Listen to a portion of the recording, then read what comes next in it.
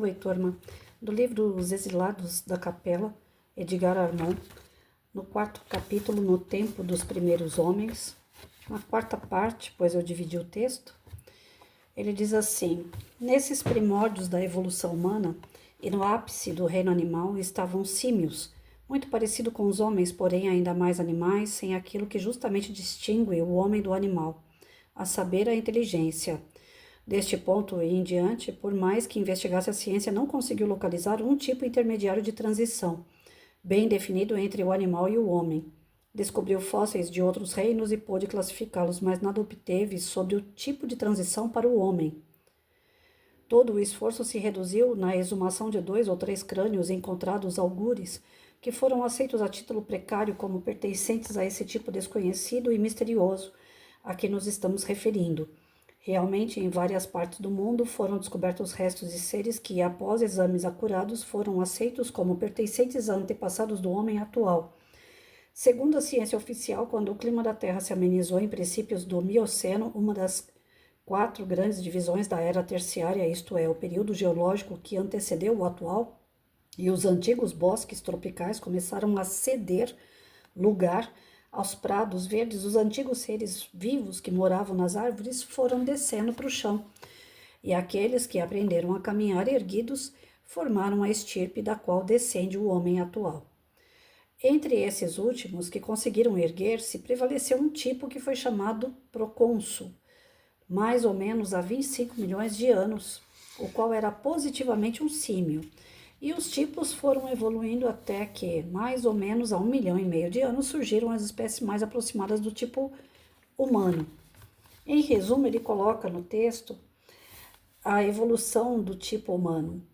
Símios primeiro, símios ou primatas, depois o tipo evoluído de primata, que é o procônsul, 25 milhões de anos, Homo erectus, Pithecanthropo e Sinanthropo, 500 mil anos, Homo sapiens, Solo, Rodésia, Florisbede, Neandertal, 150 mil anos, e Homo sapiens sapiens, Swanscombe, Cangera, Fontechevade, Cro-Magnon e Chancelade, 35 mil anos. Desculpa aí a pronúncia, gente, eu não sei falar direito esses nomes, não.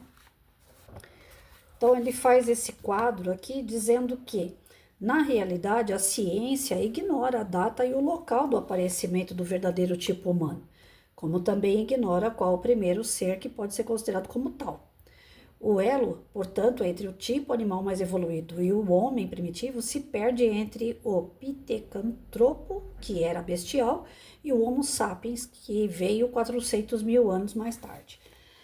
Então, em geral, nesse trecho do texto, ele diz assim: não tem nenhuma comprovação de que o homem veio dos animais. Porém, é muito próximo, né? A questão do cérebro dos que eram ainda animais, quando eles descem das árvores, quando o planeta começa a se aquecer, ele desce das árvores e começa a andar em pé. Que aí vem a evolução do homem, segundo a ciência, dessa forma, né? Através dos animais. Só que, nas leituras que a gente faz dentro do livro dos Espíritos, na Gênesis, a gente vai ver que lá dá a entender, né? Pode ser que eu tenha entendido errado também, não está livre disso, e talvez até, né, seja isso, dá a entender que cada reino desenvolve por si, né? Então tem o reino vegetal, o animal, o hominal, cada um se desenvolve por si. Não existe essa ligação entre o ser animal e o hominal, de evolução, pelo que eu entendi dentro das obras básicas.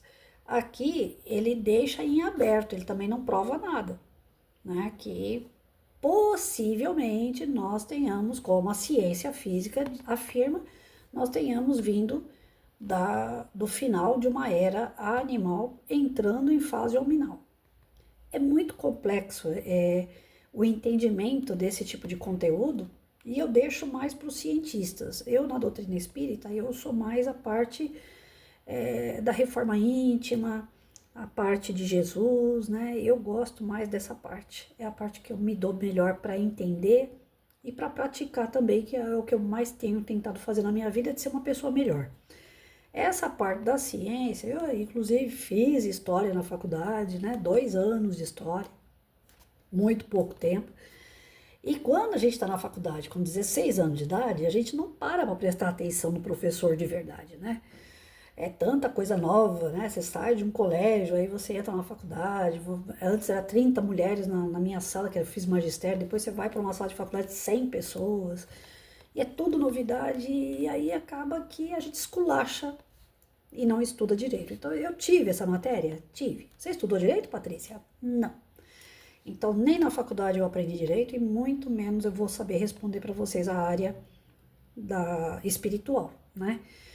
Então eu deixo a desejar nessa parte, eu reconheço a minha falha, tento entender hoje com 54 anos, o tico e teco não ajuda, mas eu espero que dentre aquilo que a gente fez a leitura, até onde a gente fez a leitura aqui, existem duas possibilidades, como eu falei. Ou a gente desenvolve cada reino no seu tempo, né, do seu modo, ou a gente vai desenvolver acontecendo isso do reino animal, né, o símio, né, que ele é o que mais se parece com o homem, ele desenvolver para o reino hominal. Porém, esse trampolim do reino animal pro hominal, ele coloca aqui, o autor coloca aqui, a gente não sabe dizer quando exatamente e como aconteceu, se é que realmente aconteceu. Então fica muito em aberto e a gente não consegue chegar numa conclusão. Mas a doutrina espírita é isso, né? É investigação, observação, é estudo, quem sabe? A gente ainda chega no consenso até o final desse livro.